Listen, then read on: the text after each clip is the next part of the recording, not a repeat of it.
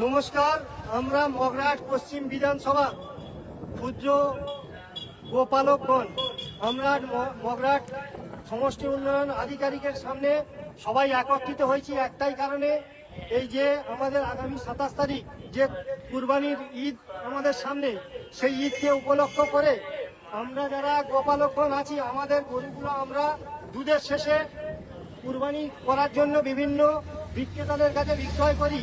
কিন্তু বর্তমান সরকার, নবনির্বাচিত সরকার আসার পরে যে নিয়ম বা যে আইন লাগু করেছেন, তাতে করে আমরা দেখতে পাচ্ছি যে আমাদের বিক্রিকৃত মাল আর তারা নিয়ে যেতে ইচ্ছুক নয়। একটাই কারণ, তারা বলছেন যে আমরা যদি গরু কুরবানি না করতে পারি তাহলে আমরা গরুটা নিয়ে গিয়ে আপনাদের থেকে কি করব।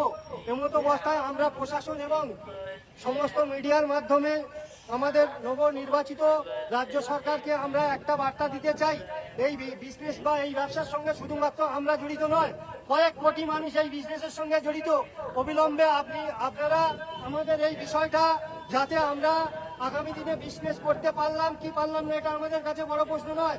আমাদের কাছে একটাই প্রশ্ন, আগামী 27 তারিখ যে কুরবানির ঈদটা রয়েছে, সেই ঈদটা যাতে আমরা আমাদের গরুগুলোকে কুরবানি দিতে পারি এবং আমাদের মালগুলো যাতে তারা নিয়ে যেতে পারে, সে বিষয়ে আমরা এই রাজ্য সরকারের কাছে আমাদের বড় জোরে আবেদন, আপনারা বিষয়টা হৃদয় দিয়ে একটু উপলব্ধি করবেন এবং আমাদের বিষয়টা একটু ভাববেন যে শুধু আমরা নয়, আমাদের সঙ্গে মিষ্টি ব্যবসায়ী যারা, আমরা যদি কারবার আজকে উঠে যায়, মিষ্টি ব্যবসায়ীরা তারা দুধ পাবে না।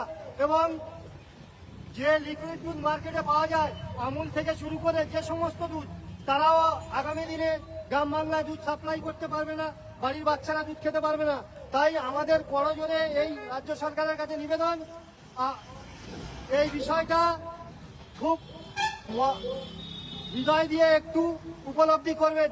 যারা আমরা হিন্দু তারাই কিন্তু মারার সুযোগ তাদেরকে করে দিই। যখন কুরবানির সময় হয় আমরা কিন্তু চড়া দামে তাদের কাছে বিক্রি করে দিই, তখন কিন্তু আমাদের আর গো মাথা থাকে না, তখন সেটা কিন্তু আমাদের ব্যবসায়িক একটা ব্যাপার। তো যাই হোক, সে বিষয়ে আমি গেলাম না।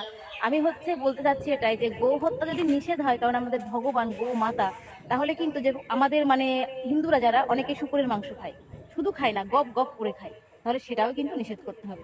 কারণ ভগবান শ্রীকৃষ্ণের কিন্তু 10টা অবতারের মধ্যে কিন্তু একটা অবতার হচ্ছে বরাহ অবতার, যেটা শুকর। তো তাহলে যখন আমরা শুকরের মাংস খাই, তাহলে শ্রীকৃষ্ণকে খাওয়া হচ্ছে, এটা হিন্দু হয়ে কিন্তু এটা উচিত না। কতদিন যাবত আপনারা পালন করে আসছেন? এই গরু আমাদের 50 বছর। হ্যাঁ, 50 বছর গরু আছে আমাদের, বিক্রি দিই। হ্যাঁ, কিনা বেচা চলে, কিন্তু এখন বিষয় হচ্ছে যদি কিনা বেচা না চলে তাহলে সরকার গরু তুললে